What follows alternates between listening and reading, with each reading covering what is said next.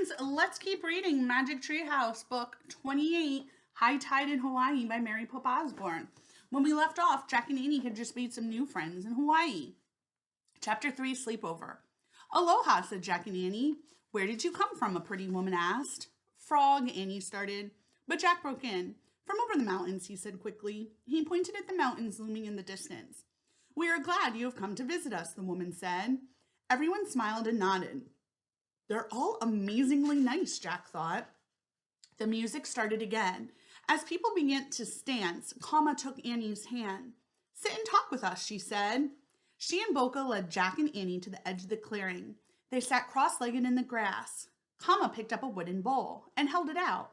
Please eat, she said. What is it? Asked Annie.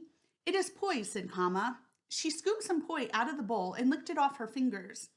You eat it with your hands? Cool, said Annie. She stuck her fingers in the bowl and licked off the poi. Good. Jack stuck his finger in the bowl too. The gooey mixture felt like peanut butter, but when he licked it off his finger, it had a weird taste, both bitter and sweet. He said, but he made a face. He doesn't like it, Kama said to Boca. No, said Jack. He tried to think of something polite. It's very interesting.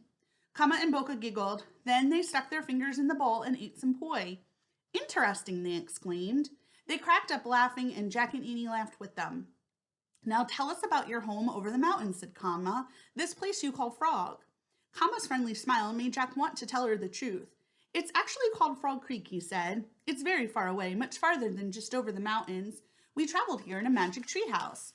Kama and Boca's eyes got huge. They smiled even bigger smiles than before. That sounds fun, said Kama. You are so lucky, said Boca. Jack and Annie laughed. Yeah, we are, said Jack. He felt great telling their new friends about the treehouse. He and Annie had never talked about it with their friends back home. Can you stay here tonight? Asked Kama. Jack shrugged. Sure, we can stay at least one night, he said. Kama hurried over to the pretty woman. They spoke together for a moment, then Kama returned to Jack and Annie. Our mother invites you to sleep at our house, she said. Great, said Annie, thanks. Jack and Annie stood up. In the gray twilight, they followed Kama and Boca through the village. They wove between small huts with steep roofs until Kama stopped in front of one. This is our house, she said. The hut had no door, just a wide entrance that opened into one large room. Kama and Boca led Jack and Annie inside. In the dim light, Jack could barely see the dried grass walls and the woven grass mats on the dirt floor. Where do we sleep? He asked. Here, said Boca. He and Kama lay down on the mats. Annie pulled off her laying shoes. Then she lay down too. Oh, said Jack. Okay. He took off his shoes and wreath of flowers. He used his backpacks as a pillow when he lay down. The warm wind rustled the palm leaves outside. Music drifted in from the party. The ocean is calling, said Kama. Jack could barely hear the waves in the distance. Tomorrow we will take you wave riding, said Boca. You mean surfing, said Annie. Yes, said Kama. Cool, said Jack. But he wasn't sure he meant it. Surfing actually seemed pretty scary. Kama seemed to hear his thoughts. Don't worry, she said. We'll have fun. No kidding, said Annie. Soon Jack heard steady breathing. The other kids had fallen asleep. Oh man, we forgot to ask them about building a ship, he thought. I guess we'll have to do that tomorrow. Jack closed his eyes and yawned. Soon he too was fast asleep. Chapter 4, Garden Paradise. Jack heard pounding noises. He imagined Boca and Kama were building a ship. He opened his eyes. Only he and Annie were still in the hut. A piece of cloth covered the doorway. Jack sat up and shook Annie. Wake up, he said. She opened her eyes. I think they're building a ship outside, said Jack. Come on, let's go. Annie jumped up. Don't forget your lace, she said. They put on their flower wreaths. Jack lifted the cloth over the doorway and they stepped out into the warm sunlight. Boca, Kama, and their parents smiled at Jack and Annie. They were all working, but no one was building a ship. Boca was pounding a wide strip of bark with a wooden club. Kama was using a stone to pound something that looked like a big sweet potato. Their parents were weaving grass mats. What are you making? Jack asked. I'm making tapas, said Boca. First I beat the bark of the mulberry tree into thin sheets. Then my father pasted the sheets together to make cloth for us. This is the root of a taro plant, said Kama. She pointed at the squashed white vegetable. When you add fruit to it, you get poi. Great, said Jack. By the way, do you ever build ships? Ships, asked Boca. What for? Jack shrugged. To sail away, he said. Why would we do that? Asked Kama. Good question, said Jack, smiling. Can I help, Annie asked Comma. Sure, said Comma. While she showed Aunt Annie how to pound the taro root, Jack slipped back into the hut. He pulled out his notebook and quickly added to his Hawaii list. Tapa, bark pounded into cloth. Taro root, pounded for poi. Ship? Question mark. Jack heard Comma ask her parents if they could play now.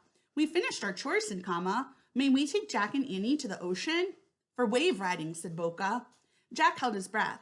He half hoped their parents would say no. Yes, go and have a good time with your friends, said their father. Come on, Jack, Annie called. Jack put his notebook away. He pulled on his pack and joined the others outside. We'll be back in a little while, said Comma. Don't forget to eat breakfast, said her mother. We won't, said Comma. Where will we get breakfast, wondered Jack. He and Annie followed Comma and Boca. They passed villagers hard at work. Some carried firewood or water. Others were cutting grass or stripping bark from trees.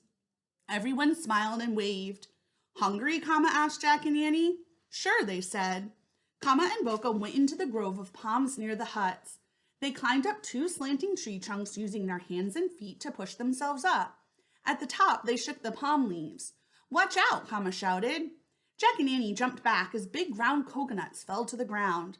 Comma and Boca slid down the trees. They each picked up a coconut. Then they found rocks and began to whack the hard shells. They whacked and whacked until their coconuts cracked into halves. Comma shared hers with Annie. Boca shared his with Jack. Jack drank the fresh, sweet milk inside the coconut. He said. Interesting, asked Boca. No, means good, said Jack. Everyone laughed. Then Comma picked bananas off a banana tree and gave them to Jack and Annie. Jack peeled his and took a bite. It was the best banana he'd ever eaten. When breakfast was over, they all headed into the flowery meadow. The sky was the bluest blue Jack had ever seen. The grass was the greenest green. The flowers and birds sparkled like jewels. Hawaii is like a garden paradise, Jack thought. He wanted to look up Hawaiian birds and flowers in their research book. As the others kept walking, he stopped and pulled out the book. Jack, come look, Annie shouted. She was standing at the edge of a cliff with Boca and Comma. Jack put away the book and hurried to join the others. He looked down at a beach 50 feet below. There were no people, only seashells and seaweed laying on the glistening white sand.